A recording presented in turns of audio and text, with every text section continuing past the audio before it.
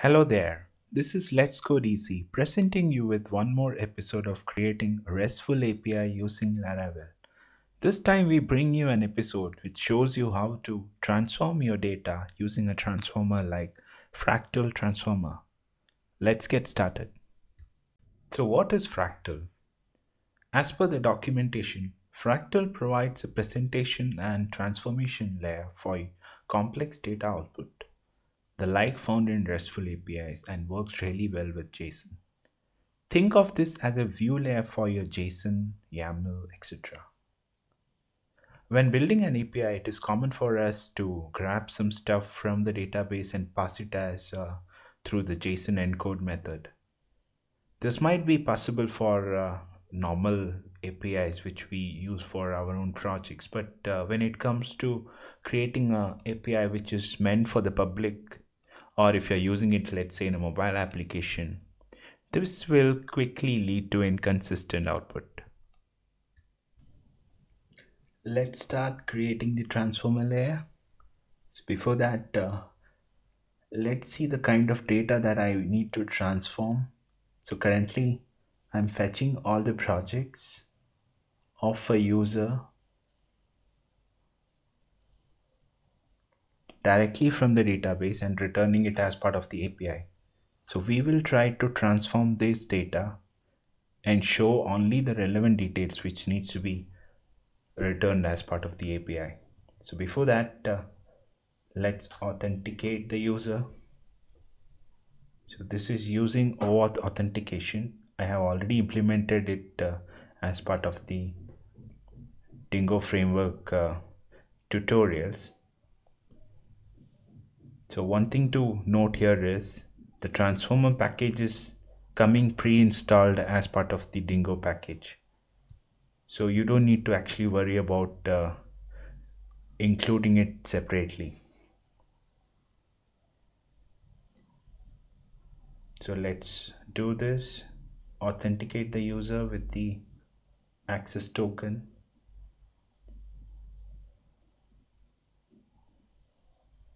If you are not aware of how to use OAuth authentication, check out a previous tutorial.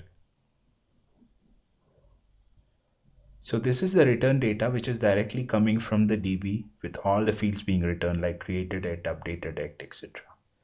So while transforming, I'm not looking at returning each and every data that is being returned. Instead, I'll just concentrate on some of the fields which are required to be returned to the client. So let's create a transforming layer. So as part of the package or this project, I have already created a folder named transformers. So inside that, let's create a class called project transformer. So I'm interested in transforming the project elements which are directly right now being returned as part directly from the model. So instead, I'll use this transformer to return.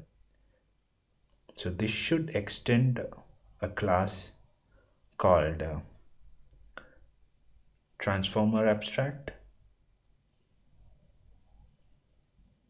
and the return create another method called transform, which will accept the model object.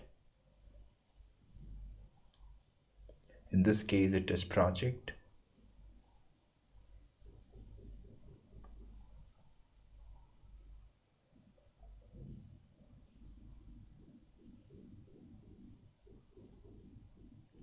And it will return an array.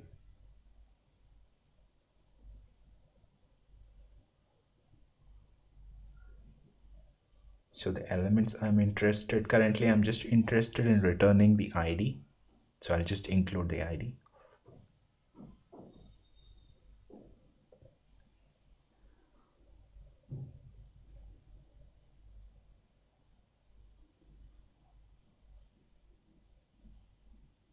So I'm returning an array.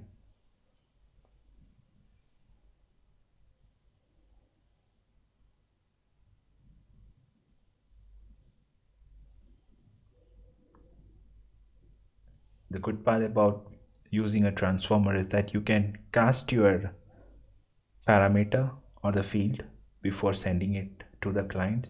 So in this case, ID being an integer, I'm directly casting it and sending.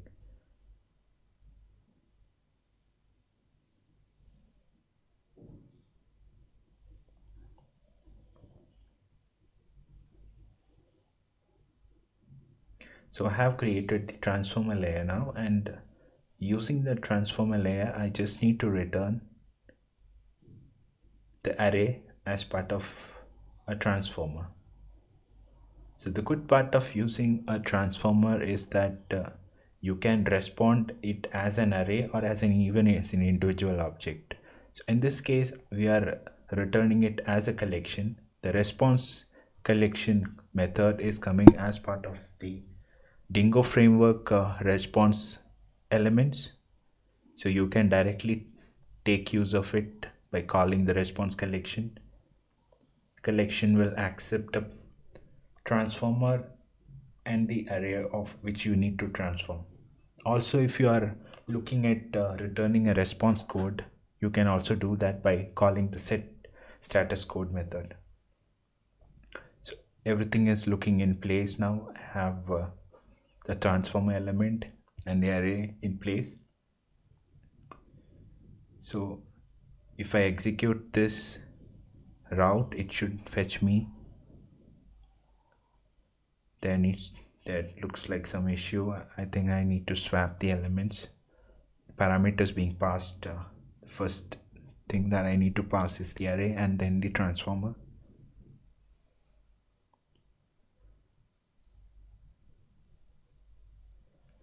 So if I execute it now, I should only be getting all the IDs. Yes, you see that now all the IDs of the projects are returned. So you can keep extending this transformer with the elements which you need to return. Let's say I'm interested in also in returning the name and the customer details and not the created and updated dates. So I can go back to my transformer and make that modification or include those parameters here.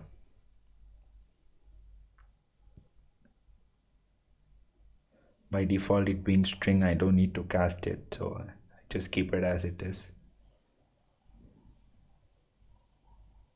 So I'm including the project name and the customer name here. So once I execute that, I should get all those details now. So you can see that those details are returned. So one other interesting aspect of using transformer is you can set your own name instead of using whatever is there in the DB. So once you transform in that way, you receive the data with the name that you have included as part of the transformer.